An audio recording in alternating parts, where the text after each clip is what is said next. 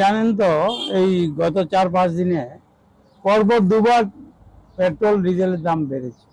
সুতরাং গাড়ি চালানো থেকে আমি অটোতে আজকে আমাদের এলাকাতে বনমালীপুর আমাদের এরিয়াতে 4 জন লোক মারা গেছে গত 4-5 দিনে। অনেক লোক অসুস্থ, তাদের বাড়িতে গেলাম, সমবেদনা জানালাম এবং এই অটো রিক্সা দিয়ে আমি চললাম। আমাদের নেতা রাহুলজিও এসকর্ট ছেড়ে দিয়েছে। Consumption of petrol and diesel কনজামশনটা কম আনা উচিত, এই জন্য কনজামশন অফ পেট্রোল অ্যান্ড ডিজেলের জন্য আমি গাড়ি নিয়ে বেরোনি, আমি অটো রিক্সা করে বেরিয়েছি।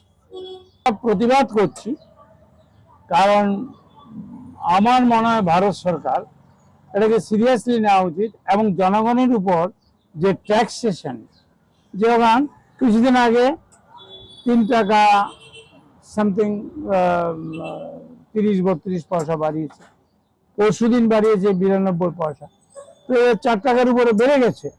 সুতরাং per litre petrol and diesel, তাহলে মানুষ কি করে, দ্রব্যমূল্য হু করে বাড়বে, প্রোডাকশন বাড়বে, ট্রান্সপোর্টেশন বাড়বে, তো সব মিলিয়ে দ্রব্যমূল্য আকাশ ছোঁয়া।